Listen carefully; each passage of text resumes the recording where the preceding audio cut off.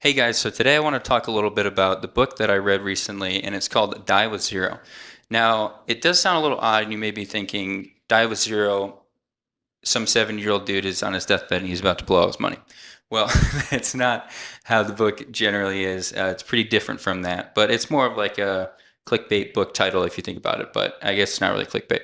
So basically, this book changed my beliefs on a lot of things, and I just wanted to do a short video over 3 points that I thought were pretty fundamental that I liked. So to summarize the book pretty quickly, the main thing that I gained from it was time bucketing your life into certain sections, maybe every 5 or 10 years, of stages in your life where you want to do certain things.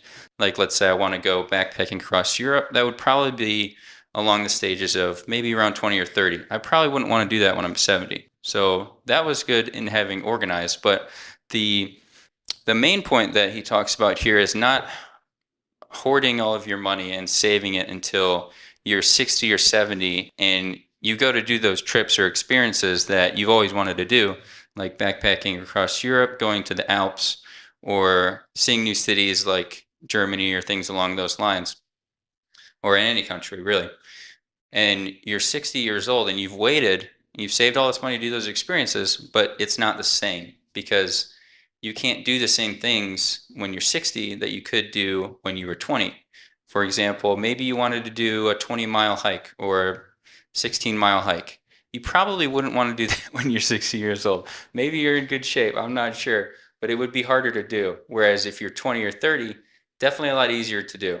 And he also goes into a little bit of detail how it would be a lot cheaper to do the trip when you're younger because generally you wouldn't really mind with the discomfort of things like if you're staying at a hostel instead of a hotel or just a myriad of things. But so the three main points that changed my opinion on this, because I was one of the people who would probably wait until I was like later on in life. I thought I had built everything up, like investment, savings, retirement, to take a trip out of country because I've always wanted to go to Switzerland, which I actually just booked a last minute trip. So I'll be leaving in like 2 months to go to Interlaken, Switzerland to do some hiking.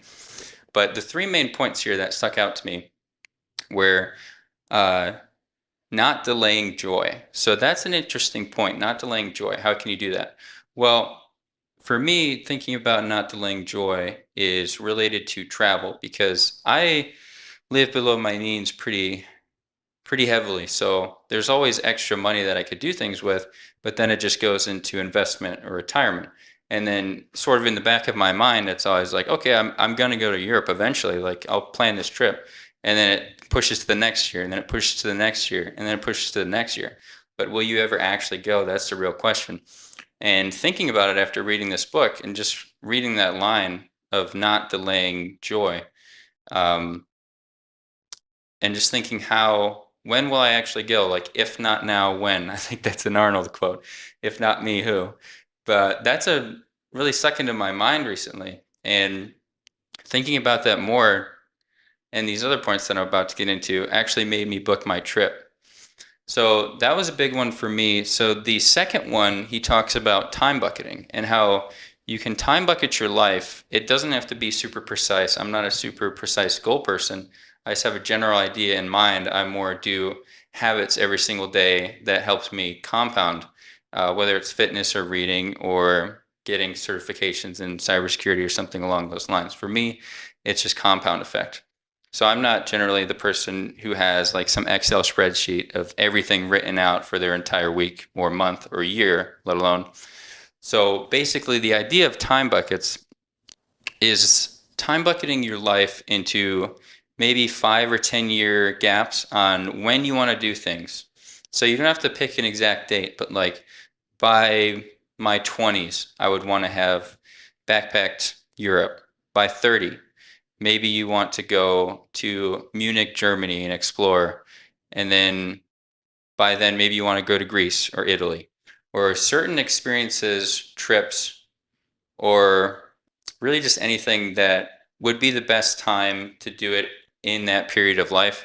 For example, I keep mentioning backpacking because I'm big on hiking, but obviously you'd want to do that when you're younger, 20 or 30 as compared to 60 when you probably wouldn't have the best experiences. You know, you'd have aches and pains, and sure, you could probably go there more comfortably after you've built up wealth and income, and but it would be much harder because um, you're old.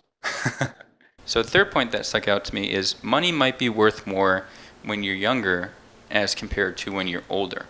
So it's interesting to think about because inflation, a dollar's a dollar, but maybe you probably get paid more when you're older. So how would this really work?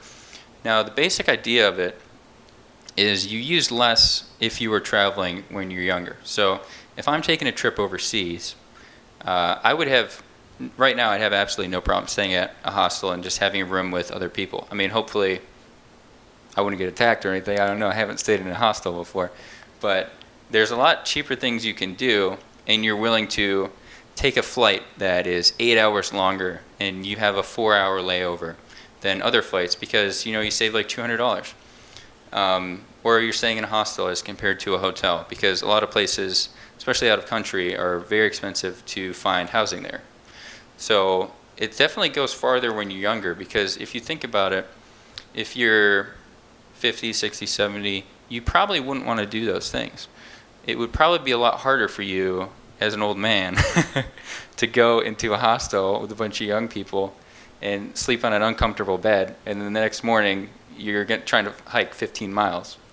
And it would, so basically money goes further when you're younger, and when you're older you might actually need more money to do the same experience. Let's say you're 60 and you're doing the same hike in Switzerland. You need to get a hotel, so that's definitely more money. And then your flight, you're trying to get pretty much the shortest flight because your back hurts, you don't want to sit on the plane that long. And you're not willing to have that extra 8-hour flight to save however much money. So another thing, I don't know if it's necessarily a point in the book, but doing these things and having these experiences is what helps you build character in life. So it helps you become more of an interesting person. I mean, you've had those experiences. You go out of country, you're able to travel. You haven't been worried about nickel and diming everything.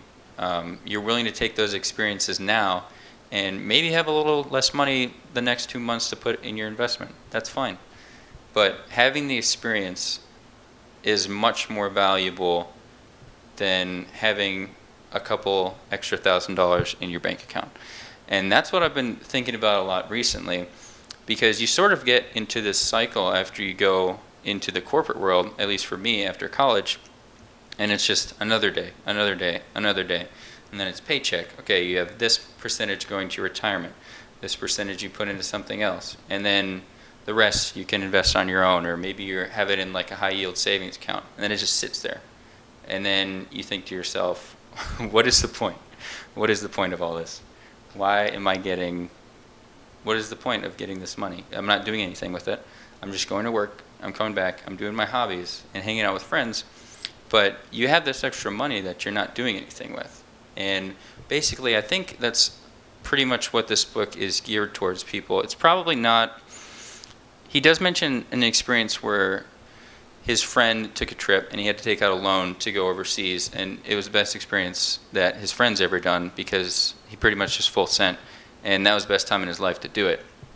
And he goes over how even though he had to do all these like kind of shady things to get there and take this trip, it was worth it in the end because of the experience and the friends that he's made, and he can always look back on that, as opposed to him using the same amount of money to buy some sort of object or something else, along those lines. Most of the book is geared towards people who are working, have a job, have a decent income, and just keep delaying things that they want to do until retirement.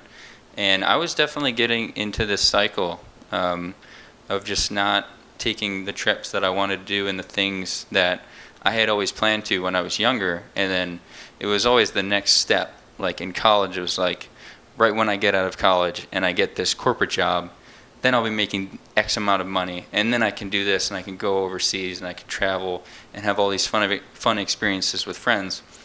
And then it's like, I just never did it. I don't know why. I guess it's hard to leap into something that you've never done before. But this book definitely changed my mindset on a few things, and I hope this short little attempt of a summary will help you as well in realizing that money isn't everything, especially when you start getting more into like six figures and things like that. I mean, it doesn't really change your daily lifestyle, or happiness for that matter. Really, it's really things you value in life, like family. If you value traveling and experiences, is that something you want to keep doing? The things you value that you can use your money towards is what creates experiences and happiness. If you live far away from family and money's going to help you take flights back and forth or drive there, that will create happiness. But just hoarding money in investment accounts or savings accounts or high yield interests, I mean, what's the point? What is it doing? You could die tomorrow. You never know, and everything's pointless that you just gained. Pretty much, this is what I've learned from the book, and I just wanted to make this short video on kind of my short book review on first attempt at coming back at trying to make some sort of content just for fun, and getting to the habit again. So this is probably not going to be the longest video, but I appreciate it if you got this far in the video.